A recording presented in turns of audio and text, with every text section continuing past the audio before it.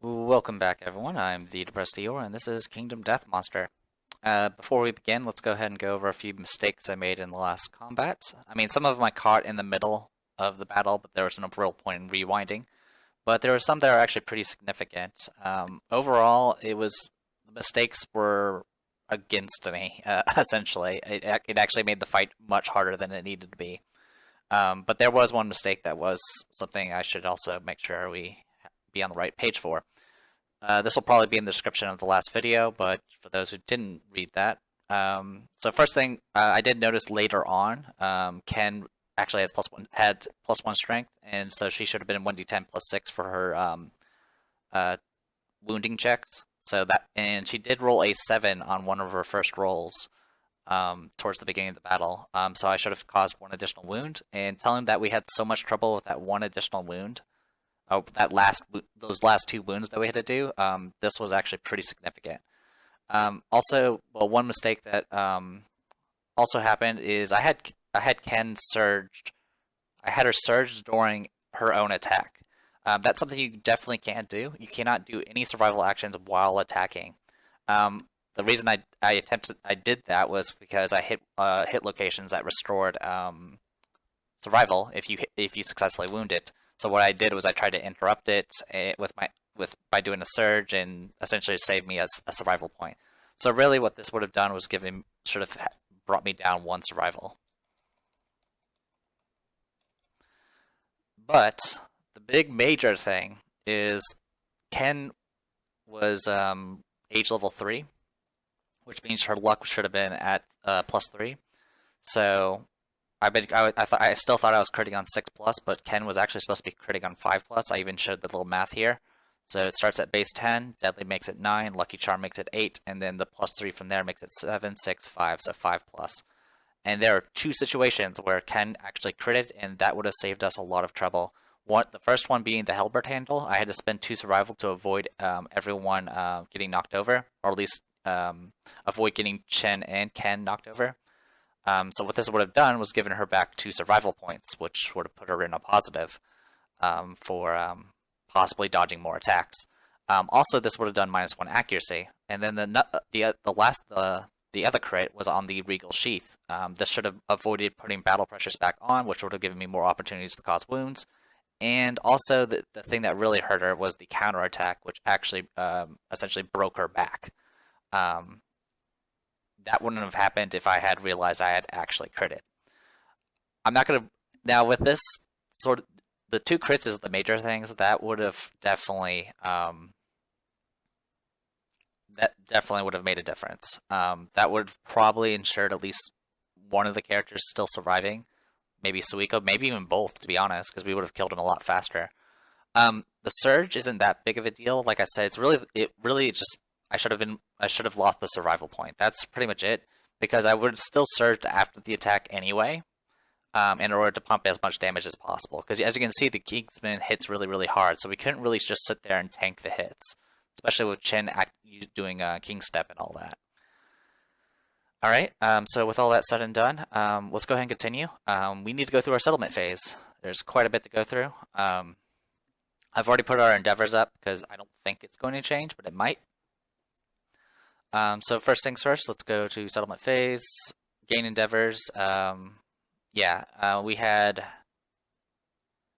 1 returning survivor, and once this death count gets updated, it's going to give us 4 more. Now, if we get something that removes endeavors, we'll actually get those 4 endeavors after the settlement event. So that is actually kind of a significant advantage for Graves. Anyway, let's go ahead and roll a 1d20. 6.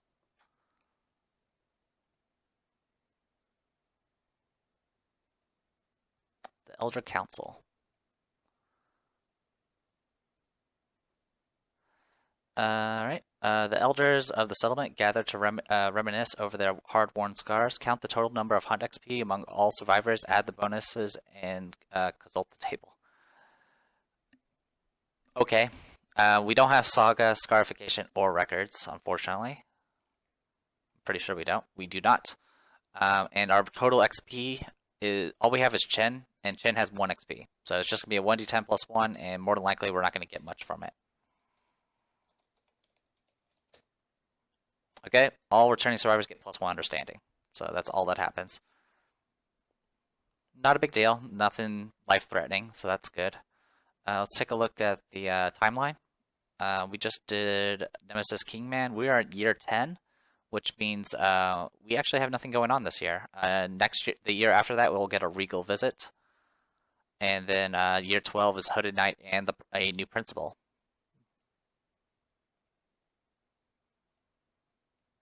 So here we are.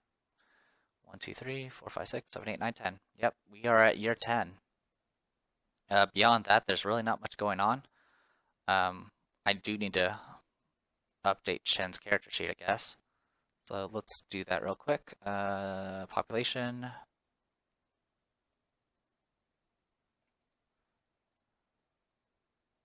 There you go, get your +1 understanding. And move you on over. Alright, there you go. So that takes care of all of that. Give me one moment. Sorry about that. Alright, so we've done our settlement event. All that's been taken care of. All we have now is 5 endeavors to mess around with. Honestly, there's not much to mess around with. We can't, we definitely can't, we can't innovate or anything like that. We can potentially get some scrap. That's about it. And never forget, Ken, you are a champion. Without her, we definitely would not have been able to pull off that Kingsman fight as well as we did, even though it was messy. One thing I'll also say about the Kingsman fight is I would have taken Flandra and I would have taken my A team, but I didn't. But Rumia and Flandra ended up skipping the next hunt. Speaking of, they can now get those removed. Good stuff. We do need to get armor for the arms for Rumia, but I don't know if we can even pull that off. Yeah, we definitely can't. I would have to essentially break an armor set for that, or you know, well, I can make gloves.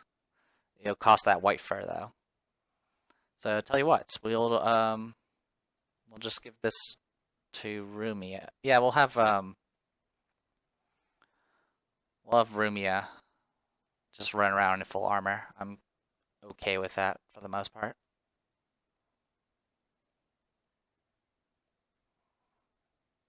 I'm already kind of getting set up for the next battle because might as well.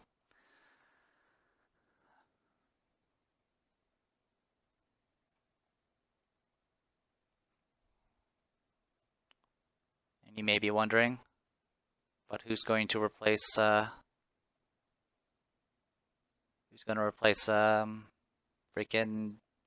I'm running out of names all of a sudden. Who's going to replace Ken? And the answer is going to be Kaguya. Kaguya is going to join us. She will be our new Lucerne and do nasty crits. Romelia will have her guitars and all that good stuff. I'm not going to take the helmet yet for obvious reasons. Flandra, what are you at? You are at 9 insanity. I think that's more than reasonable at this point. I might get her 3 more points just in case, but for right now, I think we're good to go. More than likely, I'm gonna go ahead and probably hunt a level 1 white lion, and see about finishing the white lion set.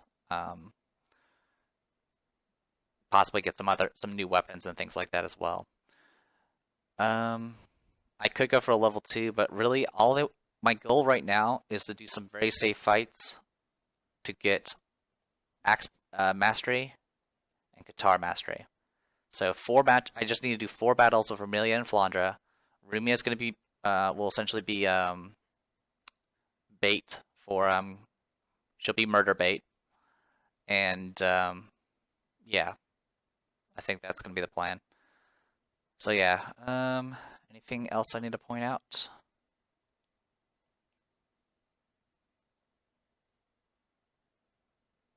Not really.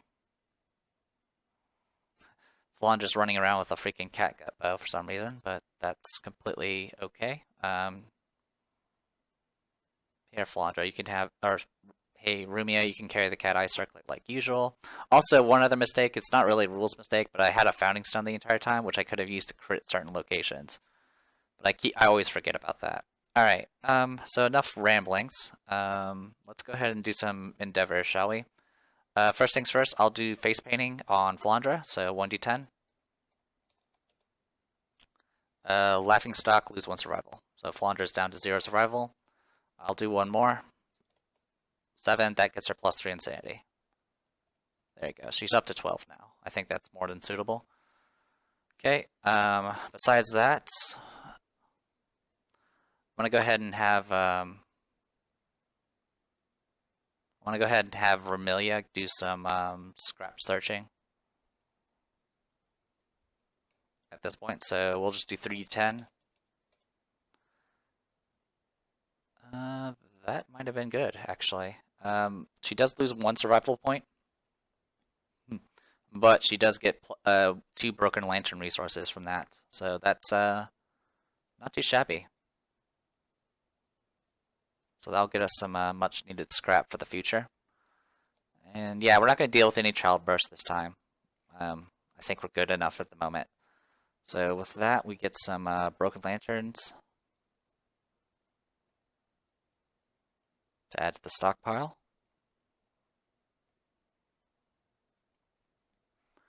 Okay, can't do much else. It is what it is, unfortunately. All right. So I am the Depressed Viewer, and when we come back, we will start the hunt phase. See you guys next time.